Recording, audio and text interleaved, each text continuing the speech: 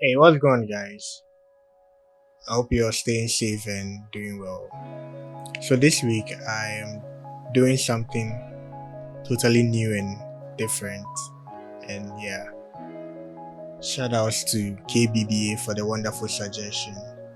So, in last week's video, he posted in the comments that I should try make a video on how to edit videos for YouTube, or how I specifically edit my videos for YouTube, and that's what this whole video is about. So stay tuned and enjoy.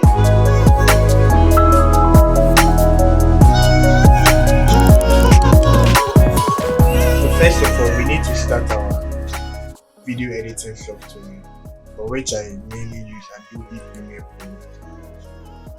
Once we have this open, click on New Project.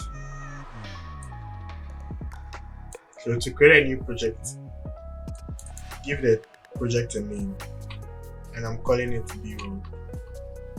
I'm calling it B-roll because so basically I shot a simple B-roll sequence, which I think after editing should take about 2 or 3 minutes. It's not really long, and I want to use this to explain my editing workflow. So that's why I'm calling it B-roll. And I'll save this on my desktop.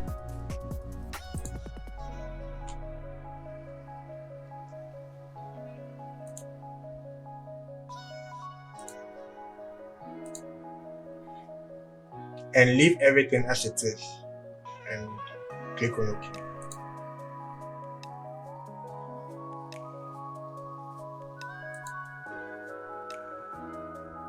So now we have Adobe Premiere Pro open. So this is the project interface. You can see that we have several partitions on the screen. Basically, I leave it to,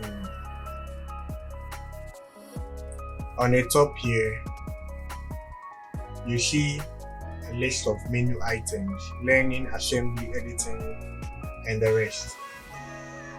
Basically, I leave it to editing. This gives me this kind of workflow where we have about 6 partitions on the workflow. So on the top left, we have what contains your source clip, your effect controls, and the rest. And on the top right, we have the program sequence. And at the moment, I don't have any sequence, and we'll create that in just a moment. At the bottom, we have this whole section which contains the project files.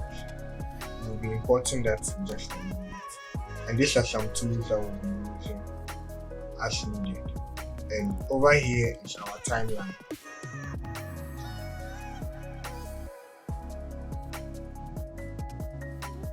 And this is for monitoring the audio output.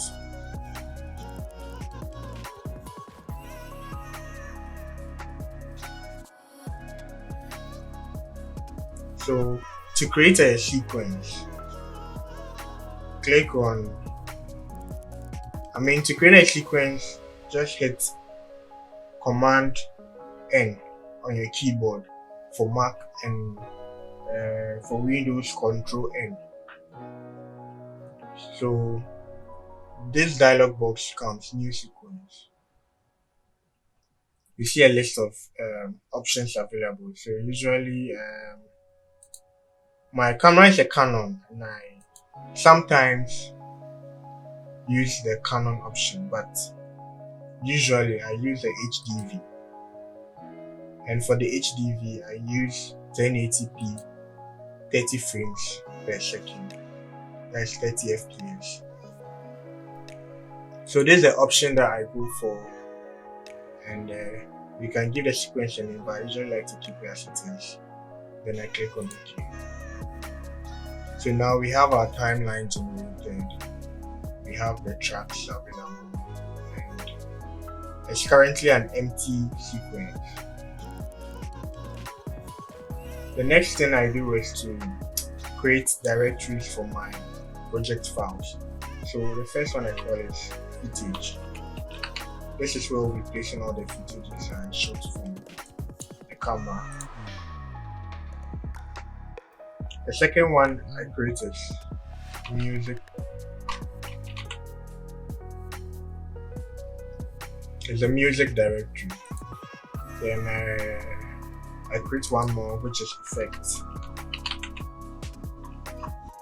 So go into footage and let's go to our source directory. So I have all my footage stored on my external hard drive, and I have labeled them in various directories according to the sequence of videos I've shot. So this is the footage I'll be using. So I'll just drag that to Premiere Pro and drop it.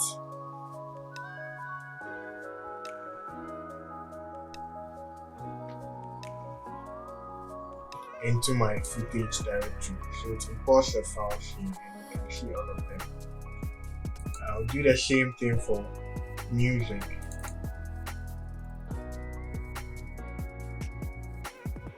And mind you, when posting to YouTube, be mindful of copyright issues. So I make sure I'm using music that are copyright free, or at least allow you to use it based on credits. So that means that anytime you use the music, you can put a source to the link where you got the music from, or you can credit the owner of, or the creator of the music. And I recently came across Action, which he really has a cool way of explaining how to use his stuff. And I mean, once you follow it, you should be okay and shouldn't bother about having any troubles with copyright issues.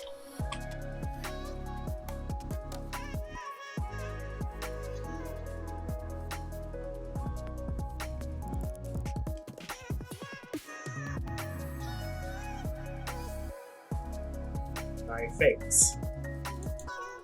So for effects, effects for me in this scenario, what I mean by effects is that you see sometimes you have these graphical or motion effects on videos, like subscribe, click on this button to subscribe, those kind of, or maybe follow me on Instagram, those kind of graphical effects. Yeah, I already have them in an effects folder. And also my intro title, I classify all those things as effects. So I drag and drop them to my effects panel.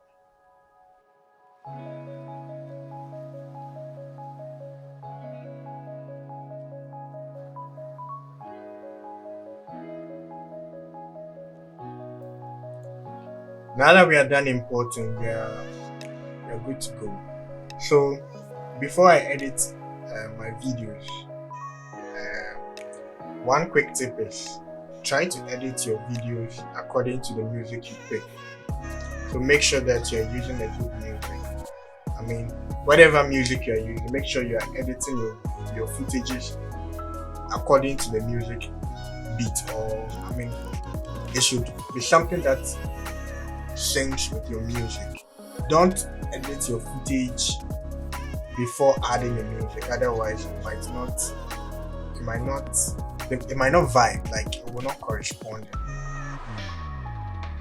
It might give your video a whole different feeling altogether. So you might as well just start with your music. So I'll go into my music folder.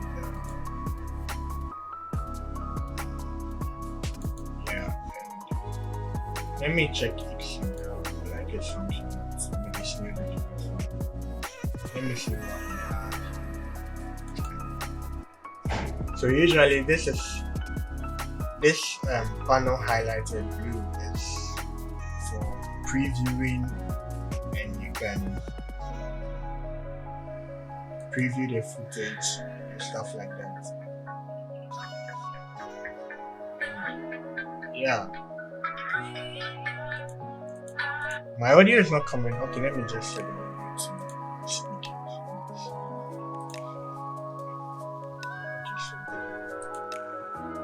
If you are using speakers and you realize that your audio is not coming from your speakers and you are sure that it's really connected to your PC or your Mac, go into Premiere Pro, go to Preferences and Audio Hardware. Then you can set the default output to your whatever source of audio. You can set it to whatever output source you have connected to your PC. Mine is the HDMI, and the sound goes to the monitor, and the monitor is connected to my sound system. So you can see that we have the audio change.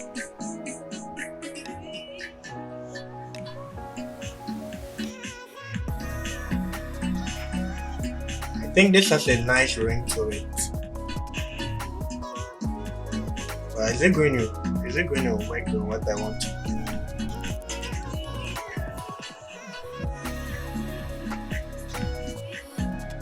Okay, let's listen to the next one.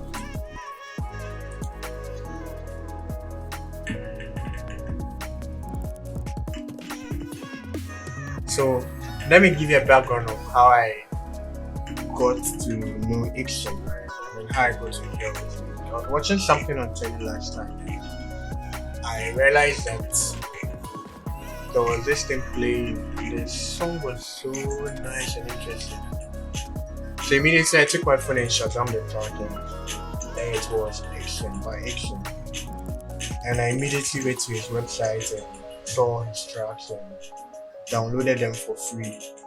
So anytime I use them, all I need to do is to credit it, and he has a list of how you should go about giving credits to whenever you use his music. And this was the music that I was listening to that drew my attention, and it's crazy. I like it a lot. So, but I don't think I'll use this for what I want to do.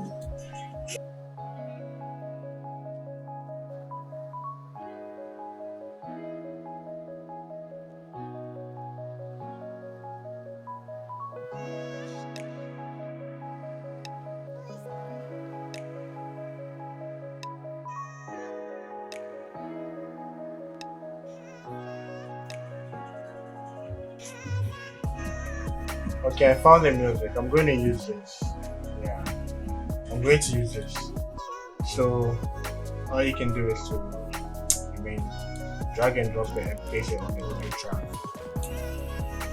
So you can see over here that we have A1, A2, A3. These are the audio track 1, audio track 2, track 3. Usually I place my music on audio track 2. This is because whenever I place a footage with an audio, let me quickly show you what I'm trying to say. So let me go to footage. Okay, let's say this footage, right? Whenever I drag this to the timeline, you realize that there are two how do you call it? Two tracks which are selected. One is for the one on top here is for the video itself, and this one is for the audio. So let me show you something. If I had my audio over here, right, and I drag and place it here, you realize that when I leave it, it's going to override the music. Now you think that, oh, it's just an overlay. No, it's not an overlay, because whenever I drag the music down, you realize that it has been shortened. So that means that it has overwritten this whole part of the music. So I usually tend to place my music on audio track 2, then so that whenever I drop my footage, I can, how do you call it? I wouldn't have to destroy my music. So yeah, that's why. But also, just so you know, this B-roll I'm not going to need any audio from the videos I shot. So you might as well just put your music on audio track 1. But then if that's the case, then you want to select this from the preview section. You just want to select this. This is going to only drag the video footage without the audio. Subsequently if you want just the audio from the footage, you can just drag this and paste it here. So basically that's it. So I'm going to leave it for the sake of this video. I'm going to leave the audio track 1. But bear in mind, whenever you are editing your video, depending on what the video is about, whether you need audio from the footage you shot, you might want to be careful how you place your audio on the audio track on the timeline. So before putting my my footages onto the timeline, I tend to review them, so I can just quickly play this and see what it's about.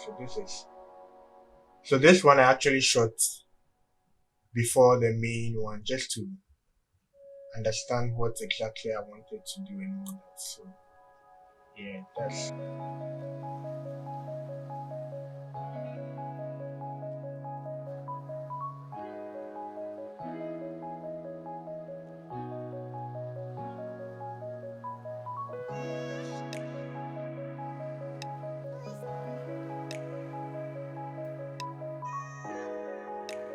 so you can see here I'm trying to get a good view and place the item at the center of the frame. That's why it took me a couple of minutes to figure out where to place the bar. So once I get the part I need, what I'm going to do is I'm going to set an in point. Now this is what an in point is. You can simply click on this to mark in, or press I on the keyboard. Now that means that it's going to start from here to wherever you set an out point. So I'll just keep playing, or I might as well just drag and see to which point I like.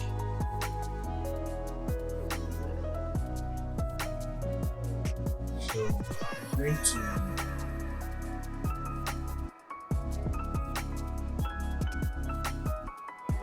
I'm going to set my out point in, and just like the in point, for the out point you can simply click on this or press O on the keyboard, and I'll drag the footage onto my timeline.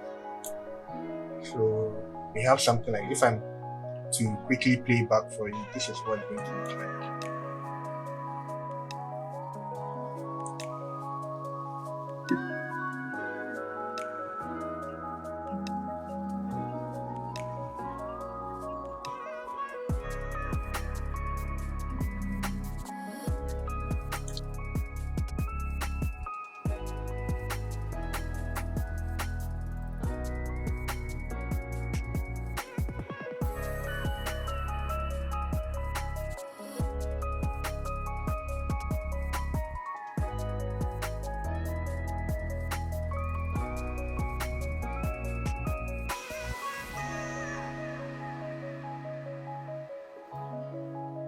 So that's it with this footage. So when you come back to your project window, you realize that it's highlighted blue over here on the what do you call this icon? The movie icon or the film icon, which signifies that you are using the footage, and the audio icon is gray, which signifies that you are not using the footage. I mean the audio of that footage. So if I'm to drag this audio onto the timeline, you realize that now it has turned to blue, meaning that I'm using this. So just in case you are deleting something from your project directory, this helps you know which files you are using and the ones you are not using, so that you don't mistakenly delete anything from your timeline. Yeah. Just keep that in mind. So we go on.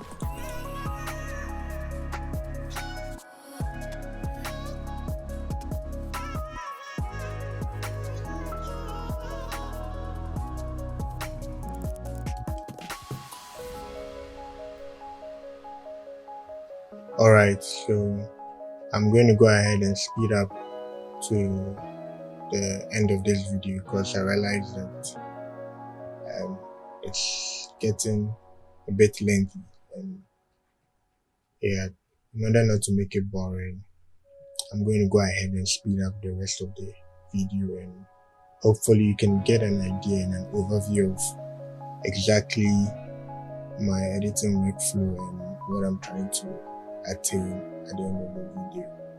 And moving forward, whenever I try to make a video explaining something, it will be based on a specific thing,